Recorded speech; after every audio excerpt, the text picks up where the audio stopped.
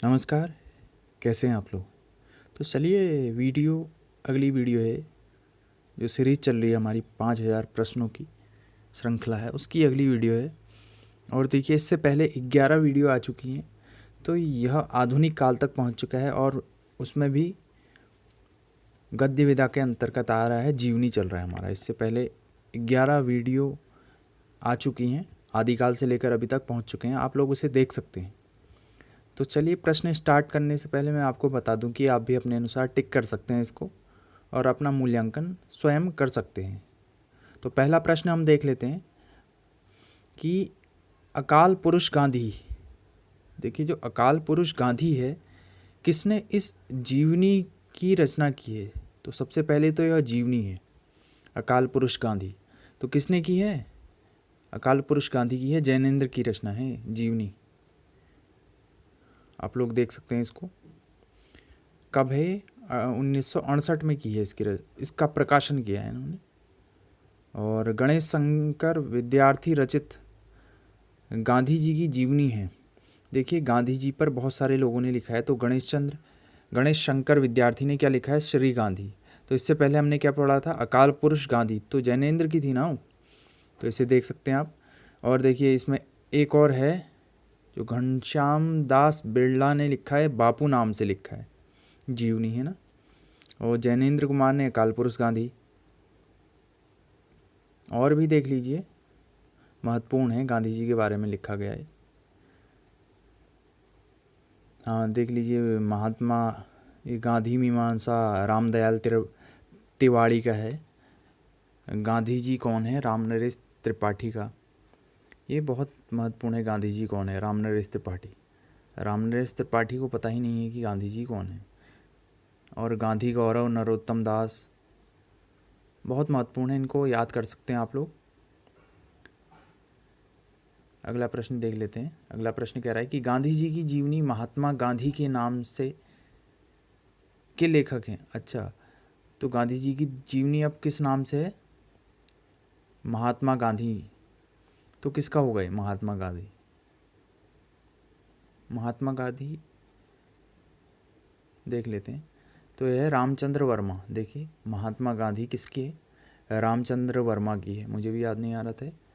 तो आगे चलिए, इसके बारे में थोड़ा डिटेल देख लेते हैं कि महात्मा गांधी 1921 में 21 ईस्वी के लेखक रामचंद्र वर्मा हैं। रामचंद्र वर्मा है इसके महात्मा गांधी जीवनी की। और घनश्याम दास बिरला ने तो बापू लिखा था। और भी लिखा गया है गांधी जी की ये बारे में। मनीषी की लोक यात्रा, तो किसकी जीवनी है? जीवनी किसकी है? कविराज गोपीनाथ की है जीवनी है, मनीषी की लोक यात्रा। आगे इसके बारे में देख सकते हैं आप। कलम का सिपाही, देखिए जो कलम का सिपाही, उसकी कृति के लेखक हैं, जीवनी है, अमृत राय ने लिखी है। तो अमृत राय किसके पुत्र थे? प्रेमचंद्र के पुत्र थे ना। तो उन्होंने अपने पिता की जीवनी लिखी है कलम का सिपाही नाम से। और ऐसे ही कलम का मजदूर आता है, कलम का जादूगर आता है, बहुत सारे आते हैं, आगे शायद आ सकते हैं, इसीलिए मैं आपको बता नहीं रहा हूँ अभी। प्रेमचंद्र की जीवनी कलम का मजदूर, देखिए फिर से मजदूर है किसका? मदन गोपाल का है कलम का मजदूर। इससे पहले क्या था? कलम का सिपाही था ना, वो अमृत राय ने लिखा था। तो और कलम का मजदूर किसने लिखा? मदन गोपाल ने। अगला प्रश्न देख लेते हैं। अगला प्रश्न क्या कहना चाह रहा है? कलम का सिपाही हिंदी गद्य की किस विधा की रचना है? देखिए, जो कलम का सिपाही है ना, तो गद्य की किस विधा की रचना है? तो यह जीवनी है। देखिए, जीवनी और आत्मकथा में अंतर क्या होता है कि जीवनी दूसरे की लिखी जाती है, संपूर्ण जीवन का उसका वर्णन किया जाता है, किसी दूसरे पर लिखी गई जीवनी कहते हैं। और जो अपने पर लिखा जाएगा उसे आत्मकथा कहते हैं। कलम का सिपाही लेखक, देखिए बताया था अभी, सिपाही कौन है? अमृत राय हैं। बी, आवारा मसीहा, बहुत महत्वपूर्ण है आवारा मसीहा। आवारा मसीहा किसकी जीवनी है? कह रहा है किसकी जीवनी है? किसकी जीवनी है? शरत चंद्र चट्टोपाध्याय की जीवनी है। और इसके लेखक थे विष्णु प्रभाकर। तो विष्णु प्रभाकर इसके लेखक हैं। आगे आप लोग पढ़ सकते हैं और भी डिटेल।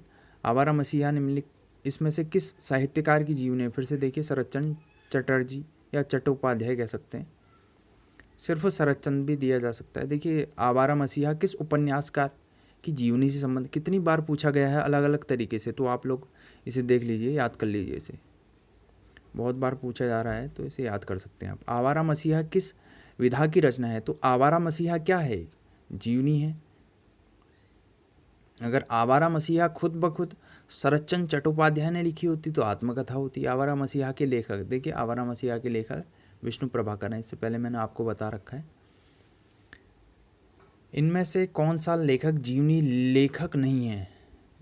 तो अमृत राय ने लिखा है, विष्णु प्रभाकर ने भी लिखा है, भी देखा था आपने। तो इनमें से रामलाल शर्मा ने भी लिखा है। अज्ञे ने कोई जीवनी नहीं लिखी किसी की, मतलब ये बात है। हाँ, बी है आंसर इसका। निम्नलिखित में से एक कृति एक प्रसिद्ध साहित्यकार के जीवनी पर आधारित उपन्यासात्मक जीवनी है। अच्छा, उपन्यासात्मक जीवनी ना, तो आवारा मसीहा, अन्या से अनन्या, शेखर एक जीवनी। जो शेखर एक जीवनी है ये असलियत में उपन्यास कहा जाता है इसको, तो उपन्यासात्मक जीवनी है। शेखर एक जीवनी है किसकी? तो शेखर एक जीवनी अज्ञे जी की, हाँ अज्ञे जी की है। गुड़िया भीतर गुड़िया, अन्या से अनन्या, आवारा मसीहा विष्णु प्रभाकर की है, अन्या से अनन्या प्रभा, अन्या से अनन्या है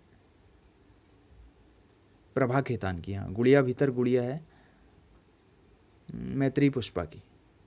4 के 4 आपको बता दिए, तो इसे नोट कर सकते हैं आप लोग।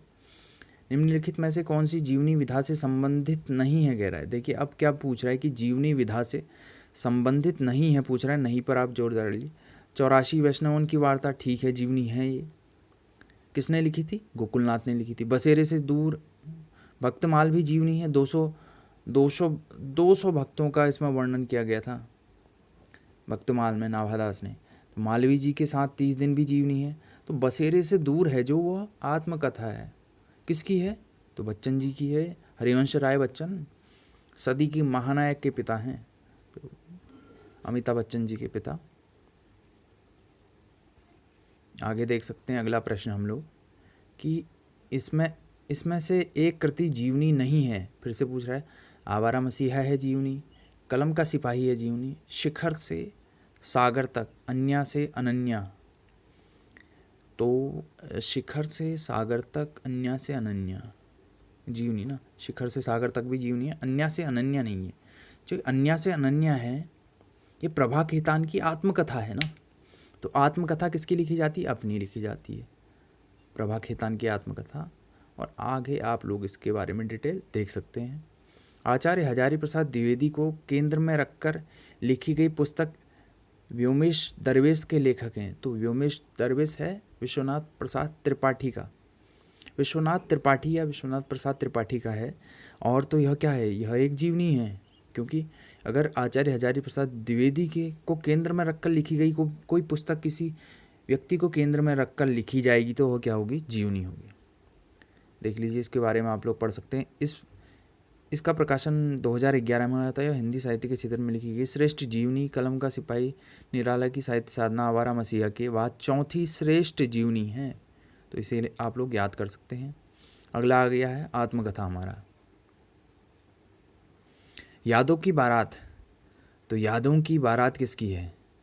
राही मासूम रजा, फणीश्वरनाथ रेणु, जोश महिलावादी।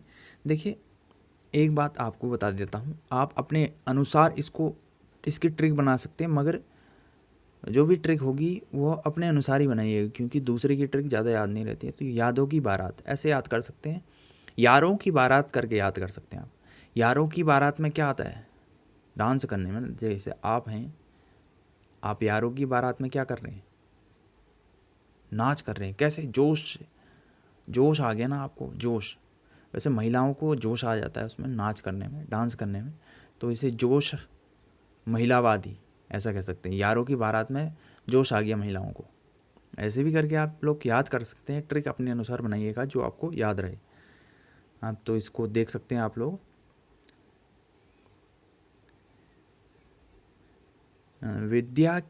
विधा की दृष्टि से अस्ति और भवती। देखिए अस्ति और भवती है आत्मकथा। आगे बढ़ लेते हैं। एक कहानी यह भी आत्मकथा की लेखिका हैं। तो एक कहानी यह भी बहुत महत्वपूर्ण है, एक कहानी यह भी किसकी है? मन्नू भंडारी की। तो मन्नू भंडारी की एक कहानी यह भी, और अस्थि और भवती विश्वनाथ प्रसाद तिवारी की आत्मकथा दी है। इसे भी आप लोग याद कर सकते हैं। आगे अगला आप लोग इसे देख सकते हैं, डिटेल जो दी गई है बहुत महत्वपूर्ण है। निम्नलिखित में से कृति आत्मकथा नहीं है, कह रहा है ना। देखिए आत्मकथा, देखिए अर्धकथा सबसे पहली आत्मकथा थी। अब मैं नाच्यों बहुत गोपाल, मेरी आत्मकहानियाँ भी हैं, निज वृत्तांत भी है। अब मैं नाच्यों बहुत गोपाल नहीं है, आंसर इसका सी होना चाहिए। हाँ, अब अगला प्रश्न देख लेते हैं। गालिब छूटी शराब, तो किसकी शराब छूट गई? रविंद्र कालिया की शराब छूट गई। गालिब छूटी शराब आत्मकथा है रविंद्र कालिया की, बहुत महत्वपूर्ण है, आप लोग याद कर सकते हैं इसको।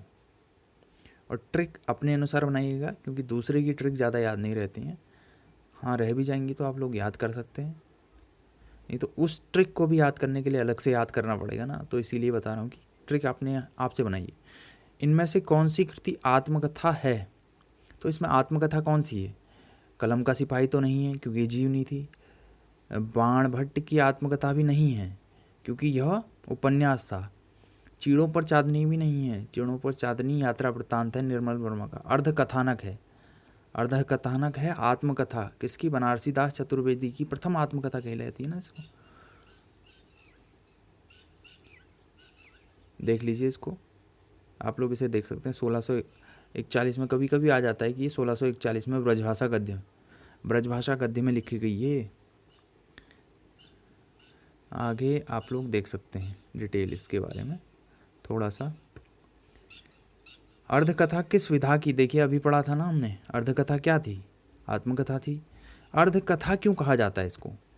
क्योंकि बनारसी दास जैन ने जब यह लिखी थी तो उनकी उम्र लगभग 50 वर्ष की थी। तो इसीलिए कहा जा सकता है कि उन्होंने अपना आधा जीवन देखा था, इसीलिए इसे अर्धकथा कहा। और एक और चीज़, एक अर्धकथा नगेंद्र की भी है। नगेंद्र ने भी अर्धकथा नाम से लिखी है भैया, याद कर लेना आप लोग। अर्धकथा नामक कृति विधा किसकी है? फिर से आत्मकथा भी है आंसर इसका। बनारसी दास जैन ने लिखी थी, तो हिंदी की पहली आत्मकथा। हाँ देखिए, प्रश्न ऐसा आता है बहुत बार कंफ्यूज करने के लिए, क्योंकि हमें पता तो है कि कुछ हिंदी का पहला लिखा था उन्होंने। क्या लिखा था? आत्मकथा लिखी थी, हिंदी का प्रथम आत्मकथा। आगे बढ़ लेते हैं। अर्धकथा क्या है? आत्मकथा है। बहुत बार पूछा गया अलग अलग तरीके से इस प्रश्न को परीक्षाओं में। अर्धकथा किस विधा की? आत्मकथा है। नेताजी सुभाष चंद्र बोस द्वारा लिखी अपनी आत्मकथा का नाम क्या था? देखिए उनका आत्मकथा जो थी तरुण के स्वप्न नाम से प्रकाशित हुई। उन्होंने तरुण के स्वप्न नाम से लिखा था। आगे बढ़ लेते हैं, आगे अगला प्रश्न देख लेते हैं। हाँ, इसको आप लोग देख सकते हैं। और क्या करा था गिरीश जोशी ने इसी शीर्षक नाम से अनुदित भी किया था, इसे भी याद कर सकते हैं आप। इसके अनुवादक कौन है? गिरीश जोशी। आत्मनिरीक्षण, देखिए आत्मनिरीक्षण आपको ट्रिक बताता हूँ। वैसे ट्रिक अपने हिसाब से बनानी चाहिए, मगर क्या पता आपको याद रह जाए कि आत्मनिरीक्षण। देखिए जो सेठ लोग होते हैं ना, सेठ लोग, या उसे बनिए कह सकते हैं, या सेठ लोग ही होंगे जो अपना शाम को बनिए क्या करते हैं? अपना आत्मनिरीक्षण करते हैं, है ना। तो निरीक्षण करते हैं, वैसे वो अपना भी करते हैं और सब लोगों का भी करते हैं जो जो उनके यहाँ काम करते हैं। तो इसीलिए आप लोग याद कर सकते हैं कि सेठ गोविंद दास की आत्मनिरीक्षण आत्मकथा। हिंदी में दलित साहित्य की पहली आत्मकथा कौन सी है? अच्छा, पहली आत्मकथा है मोहनदास नैमिषारण्य ने लिखी है। जो पहली आत्मकथा मोहनदास नैमिषारण्य ने, आप लोग इसे याद कर सकते हैं। आगे देख लीजिए क्या लिखी थी? अपने अपने पिंजरे लिखी थी मोहन। अब देखिए अपने अपने पिंजरे को कैसे याद कर सकते हैं? ये मोहनदास नैमिषारण्य की है।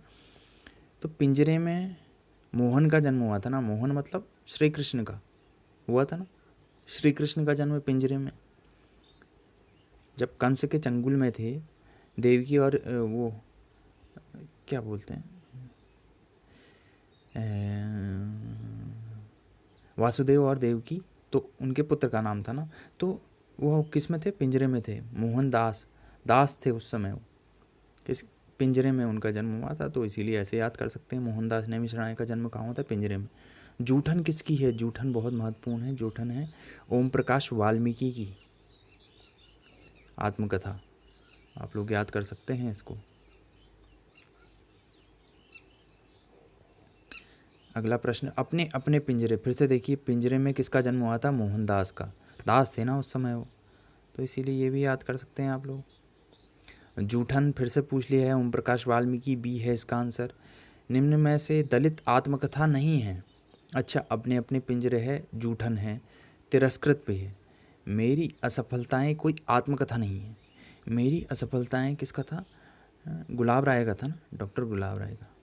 हाँ देखिए, निबंध संग्रह था ये। मणिकर्णिका आत्मकथा है। देखिए, जो मणिकर्णिका आत्मकथा है वो तुलसी राम की है, और तुलसी राम की आत्मकथा दूसरी आत्मकथा भी है, 2 भाग है ना, एक मणिकर्णिका और दूसरा शायद क्या पता अगर आगे आ जाए, नहीं तो मैं बता दूंगा, मुर्तहिया शकुन। आत्मकथा मुर्दहिया आप शकुन से शकुन। अच्छा, ये दे तो दिया इन्होंने यार। आगे बढ़ लेते हैं, अगला प्रश्न। मुर्दहिया, मुर्दहिया किस लेखक की आत्मकथा है, अभी बताया था ना, कौन था, तुलसी राम। मुर्दहिया तुलसी राम की है आत्मकथा। रसीदी टिकट, इनमें से किसकी आत्मकथा है, जो रसीदी टिकट है वो अमृता प्रीतम की है। किसकी है, अमृता प्रीतम की है रसीदी टिकट नाम से आत्मकथा। अगला देख लीजिए, मुड़ मुड़ के देखता हूँ, यह राजेंद्र यादव की रचना। अच्छा, तो मुड़ मुड़ के देखता हूँ मतलब किसको देखता हूँ, आत्मकथा को देखता हूँ ना, अपने पीछे जो भी हो रहा है अपने बारे में लिख रहा है तो उसे मुड़ मुड़ के देख रहा है वो, डी है। ऐसे याद कर सकते हैं आप लोग, अपने हिसाब से ट्रिक बनाइएगा। इसका किसी व्यक्ति विशेष से कोई संबंध नहीं है, तो इसे आप किसी से जोड़ के मत देखिएगा। तो अगला प्रश्न देख लेते हैं।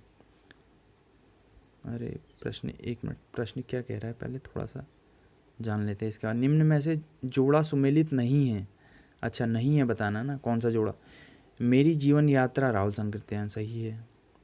सिंहालोकन यशपाल, नीड़ का निर्माण हरिवंश राय बच्चन, बसेरे से दूर अज्ञे, बसेरे से दूर नहीं भैया, बसेरे से दूर हरिवंश राय बच्चन की आत्मकथा का एक भाग है, तो डी है इसका आंसर। रामलाल शर्मा की आत्मकथा अपनी धरती अपने लोग कितने खंडों में विभक्त है, तो 3 खंडों में विभक्त है। देखिए, आप इसको याद करने का तरीका बताऊं कुछ आपको। रामलाल शर्मा की आत्मकथा अपनी धरती अपने लोग को याद करने, जैसे राम थे ना जो, वो सभी को अपना मानते थे, तो अपने धरती अपने लोग। अगला प्रश्न देख लेंगे। ट्रिक है, याद किसी भी तरीके से कर सकते हैं। याद करने से मतलब है हमें वहाँ पर ये लिखने को नहीं आएगा कि ये ट्रिक लिखो, ठीक है ना, तो आप लोग याद कर सकते हैं। सिंहालोकन, सिंहालोकन किसकी है, यशपाल की। देखिए, किसका यश होता है, सिंह। देखिए, सिंह क्या होता है, शेर। शेर का यश कहाँ होता है, यश होता है ना उसका जंगल में, यश। सिंहालोकन, तो यशपाल, ऐसे करके आप लोग याद कर सकते हैं इसको। ये भी 3 भागों में थी, देखिए 3 भागों में प्रकाशित थी। यशपाल की आत्मकथा है, तो सिंहावलोकन। यश किसका होता है जंगल में, सिंह का होता है, तो ऐसे भी याद कर सकते हैं आप लोग। मेरा जीवन प्रवाह, मेरा जीवन प्रवाह किसका है, वियोगी हरि, आत्मकथा है वियोगी हरि की। हरिवंश राय बच्चन की आत्मकथा कितने भागों में प्रकाशित है, तो 4 भागों में है। क्या है, 10 द्वार से सोपान तक, क्या क्या भूलूं क्या याद करूं, नीड़ का निर्माण, 10 द्वार से सोपान तक, 10 द्वार से सोपान तक, फिर क्या है, बसेरे से दूर भी है। हाँ, 4 भागों में ना, तो आप लोग इसे देख सकते हैं, बहुत महत्वपूर्ण है, हो जाएगा आपके लिए परीक्षाओं में, आने वाली परीक्षाओं के लिए।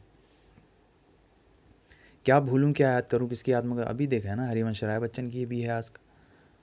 डॉक्टर हरिवंश राय बच्चन की कृति क्या भूलूं क्या याद करूं किस विधा में, आत्मकथा है। डी है इसका आंसर, आप लोग लगा लीजिए अपने अनुसार। फिर से दिया गया है तो ये क्या है, आत्मकथा है ना, बी आंसर इसका। कितनी बार अलग अलग परीक्षाओं में अलग अलग तरीके से पूछा जा रहा है। इनमें से कौन सी कृति आत्मकथा विधा में है कह रहा है ना। तो कलम का सिपाही तो जीवनी है, अतीत के चलचित्र भी जीवनी है। अतीत के चलचित्र संस्मरण है शायद, हाँ। जहाज का पंछी मनोवैज्ञानिक उपन्यास था ये। तो क्या भूलूं क्या याद करूं हरिवंश राय बच्चन की है आत्मकथा। आगे मेरी जीवन यात्रा तो किसकी है, राहुल सांकृत्यायन की। देखिए राहुल सांकृत्यायन को कैसे याद कर सकते हैं कि मेरी जीवन यात्रा बहुत करते थे राहुल सांकृत्यायन जी, तो इसीलिए ऐसे भी याद कर सकते हैं आप लोग। राहुल सांकृत्यायन की आत्मकथा का नाम तो क्या है, मेरी जीवन यात्रा है, बी है आंसर इसका। आगे बढ़ लेते हैं, अगला प्रश्न देख लेंगे। कस्तूरी कुंडल बसे, तो कस्तूरी कुंडल में किसके बसती है। देखिए जो मैत्रेयी लोग होते हैं ना, जो जिनसे मित्रता होती है बढ़िया, उनके कस्तूरी कुंडल में बसती है, ऐसे याद कर लीजिए आप लोग। बी कस्तूरी कुंडल वैसे मैत्रेयी 2002 में है। निम्नलिखित आत्मकथाएं और उसके लेखकों में कौन सा युग्म सही है। अच्छा सही है पूछ लिया ना, ठीक है। सहचर है समय, अमृता प्रीतम। कस्तूरी कुंडल बसे अभी पढ़ा था ना, मैत्री पुष्पा होते नहीं, टुकड़े टुकड़े दास्ता अमृतलाल नागर। हाँ इसका आंसर है सी, टुकड़े टुकड़े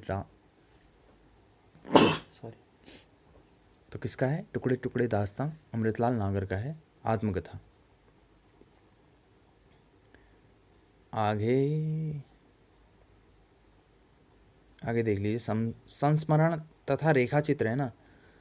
अच्छा तो सन 42 के संस्मरण किसका है, श्री राम शर्मा का है। सन 42 के संस्मरण श्री राम शर्मा। आगे बढ़ लेते हैं हम, आगे क्या कह रहा है कि और भी चीज़ है, इसके बारे में डिटेल दिया गया है, आप लोग पढ़ सकते हैं इसको, बोलती पढ़। हाँ कृष्णा सोबती द्वारा लिखित संस्मरण कृति है। अच्छा कृष्णा सोबती का स्मृति का शुक्ल पक्ष सुधीव चंदन, हम हशमत है पहला है आंसर इसका, ए आंसर हम हशमत कृष्णा सोबती का है। और भी डिटेल दिया गया है इसके बारे में, आप लोग खुद पढ़ लीजिए क्योंकि वीडियो फिर बहुत लंबा हो जाता है। आगे कुछ आप बीती कुछ जग बीती, देखिए कुछ आप बीती कुछ जग बीती, तो किसने लिखा है, भारतेंदु की है ना संस्मरण, कुछ आप बीती कुछ जग बीती, भारतेंदु जी ने लिखा है। कविवचन सुधा में लिखा है 1876 में प्रकाशित एक कहानी कुछ आप बीती कुछ जग बीती, प्रथम मौलिक कृति है जो अधूरा मौलिक उपन्यास में। अच्छा संस्मरण नहीं है भैया, संस्मरण तो है, यहाँ क्या कह रहा है। अच्छा चलो आगे बढ़ लेते हैं, अगला प्रश्न हमारा। हाँ इसको आप लोग पढ़ सकते हैं डिटेल इसकी, कुछ आप बीती कुछ जग बीती अभी पढ़ा था हमने ना, क्या था ये, संस्मरण दिया हुआ था उसमें, सी है आंसर इसका। याद हो कि ना हो, देखिए याद हो कि ना हो, क्या चीज़ याद हो कि ना हो, कुछ संस्मरण है कि नहीं है। काशीनाथ सिंह, काशी के नाथ, हमारे बारे में भी कुछ संस्मरण है कि नहीं है, याद है कि नहीं है आपको, आपके संस्मरण हैं में है कि हम भी हैं करके, ऐसे करके आप लोग कुछ भी ट्रिक बना सकते हैं ना, जिसे आप रिलेट कर सकते हैं किसी चीज़ से, तो ऐसे करके आपको याद रहेगा कि हमारे बारे में भी याद कर लीजिए कुछ ना कुछ, क्योंकि हम भी अभी टीजीटी पीजीटी नेट जेआरएफ उसकी तैयारी कर रहे हैं, तो हमारे बारे में भी आप लोग याद कर लीजिए। काशीनाथ सिंह, काशी के नाथ कौन होंगे भैया, शंभू महादेव। रेखाएं बोल उठी, देखिए रेखाएं बोल उठी किसके हैं, देवेंद्र सत्यार्थी। देखिए रेखाएं कब बोलती हैं, जो सत्य बातें करता है उसकी रेखाएं बोलती हैं, जो झूठी मूठी बातें करता है उसकी रेखाएं नहीं बोलती हैं। ऐसे याद कर सकते हैं आप, रेखाएं बोल उठी, जो सत्य बातें करेगा उसकी ही रेखाएं बोल उठेंगी। देवेंद्र सत्यार्थी के संस्मरण का नाम क्या है, देखिए अब तो आप लगा सकते हैं ना, सत्य जो बोलेगा उसकी क्या होंगी, रेखाएं बोल उठेंगी, कि ये भैया सत्य बोल रहा है। माटी की मूर्तें नामक रेखा चित्र किसका है? बनारसी दास रामवृक्ष बेनीपुरी का है, सॉरी रामवृक्ष बेनीपुरी का। इसका आंसर है डी, माटी की मूर्तें। थोड़ा स्क्रॉल करने में कभी दिख जा रहा है ना आपको। गेहूं और गुलाब की रचना विधा है, तो गेहूं और गुलाब क्या है? उपन्यास, कहानी, नाटक? तो इनमें से कुछ नहीं ना, क्योंकि आगे देख लेते हैं। संस्मरण था गेहूं और गुलाब। लाल तारा, तो लाल तारा क्या है? लाल तारा है रेखा चित्र है, संस्मरण है, ये यात्रा वृत्तांत है? बताइए। लाल तारा, लाल तारा रेखा चित्र जैसा लग रहा है ना, देख लेते हैं एक बार थोड़ा। हाँ देखिए ना, ऐसे याद कर सकते हैं। लाल तारे का रेखाएं बनाई ना, देखिए पहले लाल तारा बनाने के पहले ऐसी रेखा खींची, फिर ऐसी, फिर ऐसी, फिर ऐसी, फिर ऐसी, क्या बन गया? लाल तारा बन गया। तो क्या हो सकती है? रेखाएं हो सकती ना, तो रेखा चित्र है लाल तारा। माटी की मूर्तें किस विधा की रचना है? तो माटी की मूर्तें रेखा चित्र है। माटी की मूर्तें, देखिए माटी की मूर्त बनाने के लिए क्या करा, ऐसे किसी की मूर्त बनाई हमने, तो पहले हम मूर्त के लिए क्या बनाएंगे? रेखा खींचेंगे ना। माटी की मूर्त के लिए भी, लाल तारा के लिए भी रेखाएं खींचेंगे। माटी की मूर्तें, देखिए माटी की मूर्तें किसने बनाई थी? रामवृक्ष बेनीपुरी ने माटी की मूर्ति की रेखाएं बनाई थी, रेखाओं से। अगला प्रश्न, अच्छा बनारसी दास चतुर्वेदी के रेखा चित्र हैं, तो बनारसी दास चतुर्वेदी ने कौन सा? सेतु बंधु। देखिए बनारस में सेतु बंधु है, सेतु बहुत सारे हैं ना बनारस में, तो इसीलिए ऐसे भी याद कर सकते हैं, बनारसी दास चतुर्वेदी का है सेतु बंधु। अगला प्रश्न, हाँ तो इसको आप लोग देख सकते हैं, बहुत महत्वपूर्ण है, ये देख लीजिए आप लोग, इसकी डिटेल देख सकते हैं, जो परीक्षाओं के लिए बहुत महत्वपूर्ण। अमिट रेखाएं, देखिए सत्य बोलेगा जो, उसकी रेखाएं कैसी होंगी? अमिट होंगी। अच्छा सत्यार्थी, सत्यवती मलिक है यार, सॉरी सत्यवती मलिक, सत्यवती मलिक है। देवेंद्र सत्यार्थी का तो अलग चीज़ है। अमिट रेखाएं तो सत्यवती मलिक का है, भी है हाँ इसका आंसर। सत्य बातें अमिट रेखाएं छोड़ जाती हैं ना।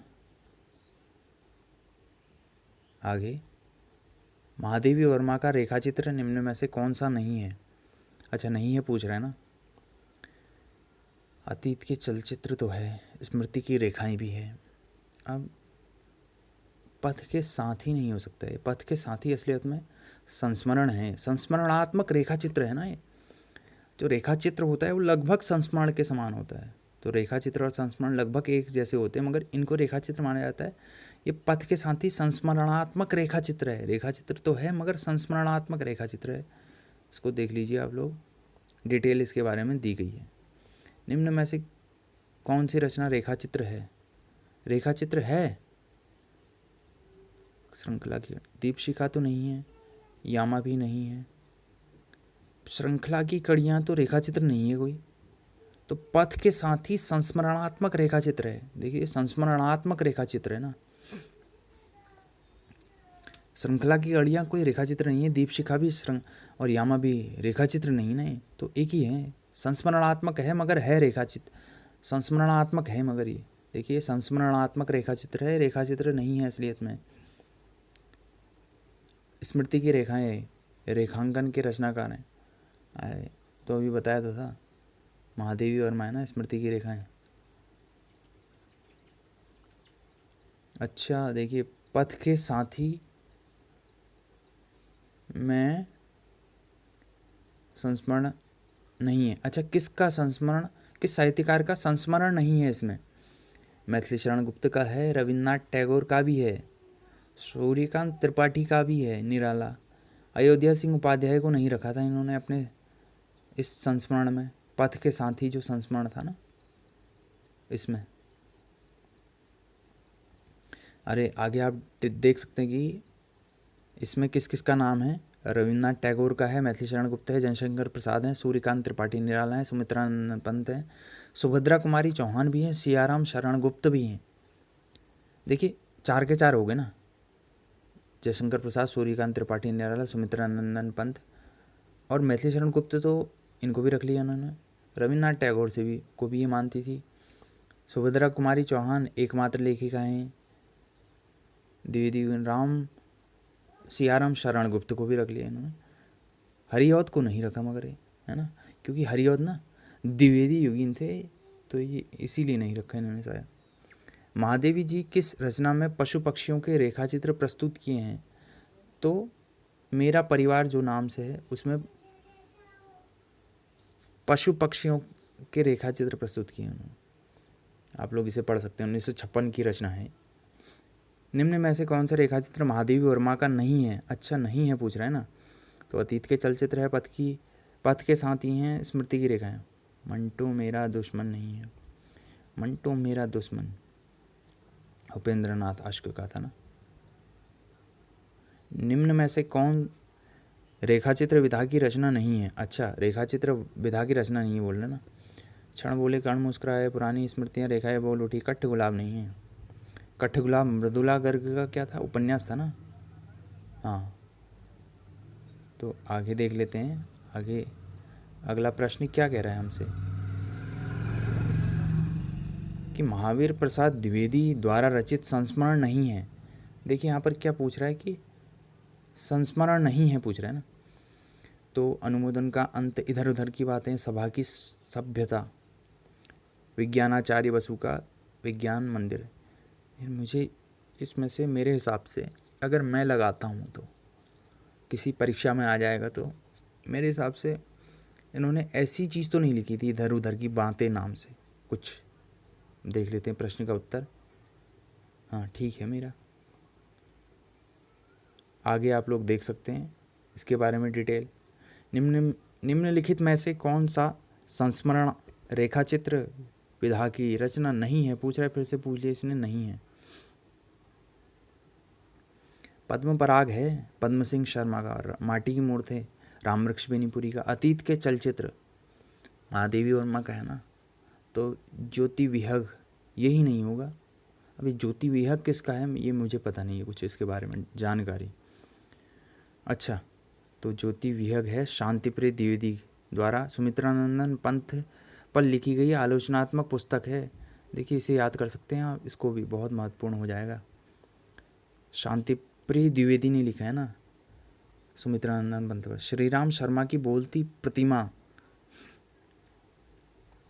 रेखा चित्र है। आगे बढ़ लीजिए, आगे डिटेल दिया गया ना। हाँ, अभी रिपोर्टाज भी आने वाला है, पढ़ेंगे, बहुत महत्वपूर्ण। बोलती प्रतिमा श्रीराम शर्मा, अभी पढ़ा था ना। बोलती प्रतिमा किसकी है रेखा चित्र? श्रीराम शर्मा। जंगल के जीव के रचनाकार। अच्छा, जंगल के जीव वे कैसे जीते होंगे, तो किसका है? श्रीराम शर्मा का है। वे कैसे जीते होंगे भी हैं। आगे जंगल के जीव कृति श्रीराम शर्मा भी है इसका आंसर। हिंदी में रेखाचित्र के प्रथम रचयिता देखिए पद्म सिंह शर्मा ने लिखा था पहला पद्म पराग रेखाचित्र। आगे देख लीजिए, इसके बारे में आप डिटेल देख सकते हैं। अब रिपोर्टार्ज हिंदी में रिपोर्टार्ज का आरंभ किस युग में माना जाता है? तो जो रिपोर्टार्ज का आरंभ है वो द्विवेदी युग का है, बहुत महत्वपूर्ण है। अच्छा, द्विवेदी युग नहीं है, प्रसादोत्तर युग है।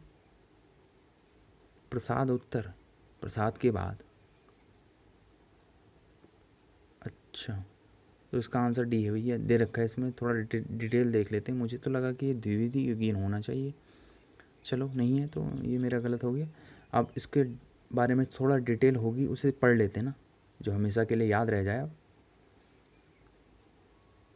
कि हिंदी में रिपोर्टाज लेखन की परंपरा शिवदान सिंह चौहान। अच्छा, शिवदान सिंह चौहान लक्ष्मीपुरा से मानी जाती है ना, तो इसीलिए प्रसादोत्तर होगा ना। प्रसाद जी के बाद प्रसादोत्तर 37 में उनकी मृत्यु हो गई थी प्रसाद जी की, तो इसीलिए प्रसादोत्तर है ना। 1938 में लिखा गया। हंस के समाचार और विचार तथा अपना देश स्तंभों के अंतर्गत भी उनकी इस शैली की अनेक रचनाएं प्रकाशित हुई। जिनमें मौत के खिलाफ, अच्छा देख लीजिए, शिवदान सिंह चौहान की है ना, लक्ष्मीपुरा 1938 रूपाब में छपी थी। हाँ, ये रूपाब में छपी थी लक्ष्मीपुरा जो था ना 1938 में। और रूपाब किसके पत्रिका थी? तो वो थी पंत जी की। नवीन रिपोर्टाज के प्रारंभ किस रचना से माना जाता है? तो अभी पढ़ा था ना, लक्ष्मीपुरा 1938 रूपाब में छपा था। लक्ष्मीपुरा किस विधा की रचना है? तो लक्ष्मीपुरा अभी पढ़ा था हमने, रिपोर्टाज है ना। हिंदी साहित्य के पहले रिपोर्टाज लेखक होने का श्रेय किसको जाता है? शिवदान सिंह चौहान को। अल्मोड़े का बाजार बहुत महत्वपूर्ण है। अल्मोड़े का बाजार क्या है? रिपोर्टाज है अल्मोड़े का बाजार। फ्रांसीसी भाषा का शब्द है रिपोर्टा, बहुत बार आता है फ्रांसीसी भाषा, रिपोर्टाज, याद कर लीजिए इसको। आगे बढ़ लेते हैं हम। अल्मोड़े का बाजार रिपोर्टाज के लेखक हैं, बहुत महत्वपूर्ण है भैया ये। अल्मोड़े के बाजार का रिपोर्टाज के लेखक हैं प्रकाश चंद्र गुप्त। इससे पहले पूछा गया था कि अल्मोड़े का बाजार किस विधा पर है ना, तो रिपोर्टाज था वो, तो उसके कौन है? प्रकाश गुप्त। बंगाल का अकाल रिपोर्टाज के लेखक हैं, तो बंगाल का अकाल किसका था? बंगाल का अकाल, इसमें तो समझ में नहीं आ रहा है, देख लेते हैं। बंगाल का अकाल, अच्छा क्या दिया गया है थोड़ा सा डिटेल। प्रकाश चंद्र गुप्त, अच्छा जिन्होंने अल्मोड़ा का बाजार लिखा था उनका है, तो ये गलत इसीलिए होगी शायद, मुझे लग रहा है। बंगाल का अकाल नामक रिपोर्टाज किसकी रचना है? तो ये भी ऐसा ही है, देखिए। हाँ, प्रकाश चंद्र गुप्त का है ना। तूफानों के बीच, अब ये पढ़ सकते हैं हम, तूफानों के बीच रागे राघव का है रिपोर्टाज। थोड़ा सा इसके बारे में आप लोग देख सकते हैं डिटेल। तूफानों के बीच विधा की रचना है, जो तो तूफानों के बीच है रिपोर्टाज, अभी पढ़ा था ना हमने। प्लॉट का मोर्चा, तो प्लॉट का मोर्चा कौन कर सकते हैं?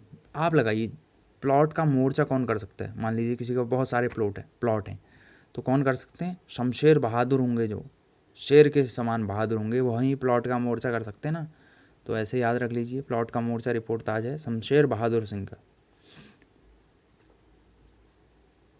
प्लॉट का मोर्चा शमशेर बहादुर सिंह की कृति है, तो रिपोर्टाज है भैया। प्लॉट के मोर्चे की रिपोर्ट करते हैं ना ये शमशेर बहादुर सिंह, ऐसे याद कर सकते हैं। विवेकी रॉय द्वारा रचित कृति बाढ़ बाढ़ बाढ़, तो रेखा चित्र है, बाढ़ बाढ़ बाढ़, ओहो सॉरी रेखा चित्र जो कह रहा हूँ, रिपोर्टाज। गलती से जल्दीबाजी में कैसा टिक लग जाता है, रिपोर्टाज। अगला प्रश्न देख लेते हैं। हाँ, इसको देख लीजिए आप, बहुत महत्वपूर्ण डिटेल दी गई है। इसमें से महत्वपूर्ण बता देता हूँ। पेरिस के नोट्स हैं, एकलव्य के नोट्स हैं, दो महत्वपूर्ण हैं, और तो इसमें कोई महत्वपूर्ण नहीं है। आगे बढ़ लीजिए। इसमें से कौन सी गद्य विधा विगत 15-20 वर्षों की देन है? अच्छा, तो रिपोर्टाज और फीचर लेखन है, मगर 15-20 वर्षों से ज़्यादा हो गया भैया रिपोर्टाज को। लक्ष्मीपुरा 1929, बहुत साल हो गए अभी, तो 15-20 कब आया था प्रश्न? 2014 में, तब भी 15-20 वर्षों की देन कहाँ है? 2014 से भी मान लेते हैं तो 38-40 मान लीजिए, 60-70 74 वर्ष, लगभग 74 वर्ष। अब इंटरव्यू पढ़ लेते हैं थोड़ा सा। जैनेंद्र के साथ कुछ घंटे इंटरव्यू के लेखक हैं, ये तो पता नहीं भैया मुझे, थोड़ा इसके बारे में देख लेते हैं। तो कौन है? नंद कुमार कोहली। जैनेंद्र जी के साथ कुछ घंटे इंटरव्यू विधा के, अच्छा इसे पढ़ लीजिए आप। नई धारा पत्रिका में ने हम इनसे मिले शीर्षक से एक स्तंभ आरंभ कर दिया, जिसमें नंद कुमार कोहली का जैनेंद्र जी के साथ कुछ क्षण नामक इंटरव्यू छपा था। अच्छा, और भी डिटेल दिया गया, इसको आप लोग पढ़ सकते हैं। यात्रावृत्त, थोड़ा टाइम देख लेते हैं फिर, नहीं तो अरे बहुत टाइम हो गया। तो आपको वीडियो कैसा लगा यह अपने सुझाव दीजिएगा कमेंट के माध्यम से। धन्यवाद।